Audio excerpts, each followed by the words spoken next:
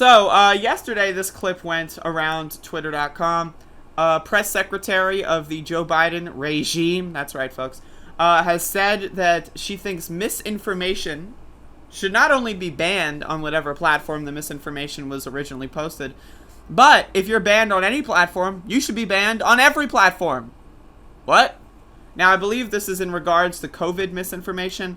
But either way, this is not something I support, so I want to play this clip. So a couple of the steps that we have, that could be constructive for the public health of the country are providing for Facebook or other platforms to measure and publicly share the impact of misinformation on their platform and the audience it's reaching. Also with the public, with all of you, to create robust enforcement strategies that bridge their properties and provide transparency about rules. You shouldn't be banned from one platform and not others for providing misinformation out there. Taking faster action against harmful posts. So a couple of the... So I just want to be very clear. I am 1000% in favor of freedom of speech, even if it means people can get things wrong. Now, one of the big problems with this pandemic and all sorts of misinformation issues is that people do not actually know what they are saying is false. There is a very, very, very clear divide between disinformation, where you know it is false, and misinformation, where you don't know it is false, right? To permanently ban someone from every social media platform because they've been lied to and manipulated, I think is wrong. And the only thing it does is further entrench their horrible ideology. It's a horrible strategy. Yes, is it very likely that you will contain the spread of misinformation if you do ban it across all platforms? Absolutely. But that does nothing to get away from the actual misinformed themselves, right? Their whole shtick, their whole conspiracies are predicated upon the idea that they're censoring the truth. They being, I don't know, someone, is censoring the truth. And when you continue to ban them and censor them, it only pulls them deeper into that conspiracy theory. And then also, what is misinformation? Is this identifiable? Is this defined? Right? There are so many people that have gotten YouTube strikes, myself included, over the course of this pandemic for reading CNN articles where they quote the CDC. I've had YouTube strikes for quoting the CDC's mask wearing protocols. Why did I get those YouTube strikes? For medical misinformation. Well, I just read what the CDC said. They just somehow misinterpreted it and automatically flagged it as misinformation.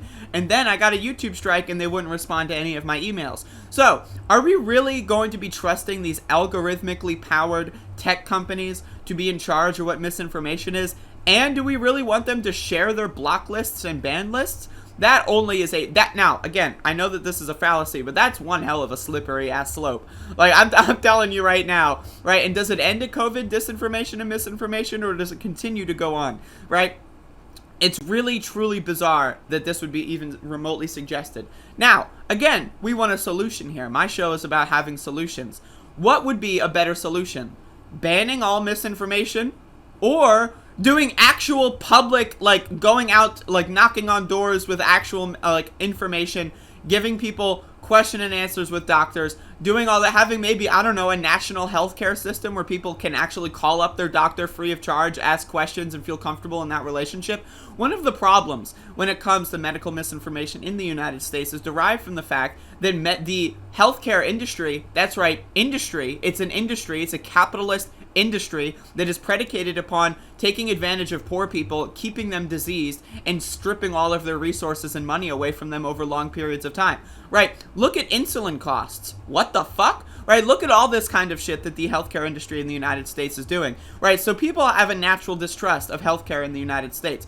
I know a way to alleviate that natural distrust. How about we institute a Medicare for all system of healthcare? That would be pretty good. That would probably alleviate misinformation, but the Biden administration isn't going to do that, right? They are going to do the bare minimum of getting people vaccinated. And guess what? That's having the effect of hitting people that are vaccinated.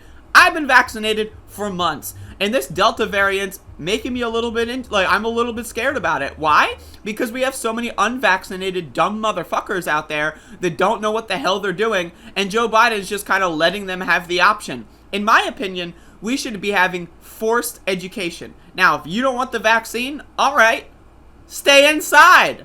Don't leave the house. If you can't have the vaccine because you're immunocompromised, great, stay inside. We got you. But everyone should be forced to have to deal with the facts. Now, does that mean that they should be kidnapped and be automatically injected with a vaccine? No. But, again, we need door-knocking campaigns. We need phone calling campaigns.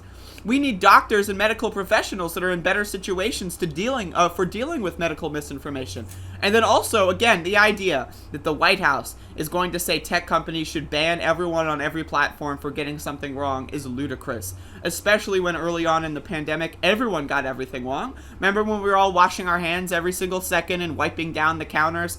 Turns out that didn't really do much, right? It was mostly an airborne virus, right? And so are you going to ban Dr. Fauci for getting it wrong at the beginning? I don't know, right? And again, I just want to be very clear.